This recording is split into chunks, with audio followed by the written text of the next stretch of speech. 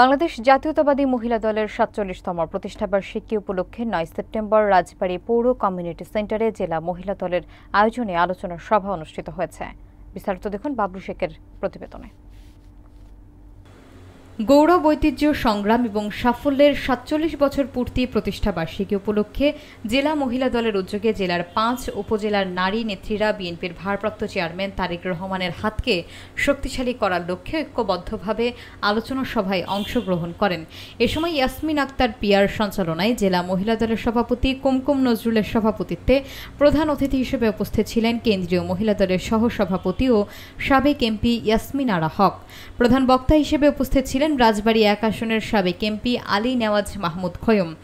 বলেন, লঙ্ঘনকারীরা অপপ্রচার চালিয়ে নির্বাচন বানচালের ষড়যন্ত্রে লিপ্ত রয়েছে, সকলকে সজাগ থাকার আহ্বান জানায় এই নেতা।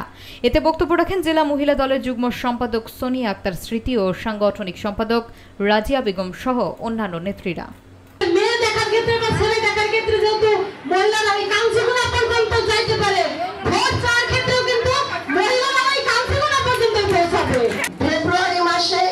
নির্বাচন হবে ইনশাআল্লাহ, আমাদেরকে সচেতন থাকতে হবে।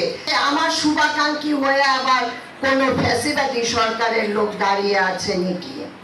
এদেরকে কোনোভাবেই আর এদেশে প্রতিষ্ঠিত হতে দেওয়া যাবে না।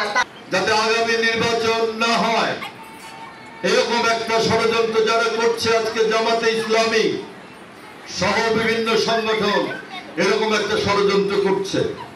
জামাতে ইসলাম আল্লাহর দোহাই দিয়ে আজকে গোটা বাংলাদেশে নানা রকম তাণ্ডব চালাচ্ছে।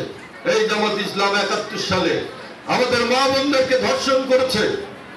এই জামাতে ইসলামী ৭১ সালে লক্ষ লক্ষ মানুষ হত্যা করেছে পাকিস্তানিদের পক্ষ নিয়ে। সুতরাং আজকে তারা আবার মাঠে নেমেছে বাংলাদেশের রাজনীতি তাদের নিয়ন্ত্রণে নেওয়ার জন্য। আমি মা বোনদের অনুরোধ জানাবো, আপনারা সবাই সচেতন থাকবেন।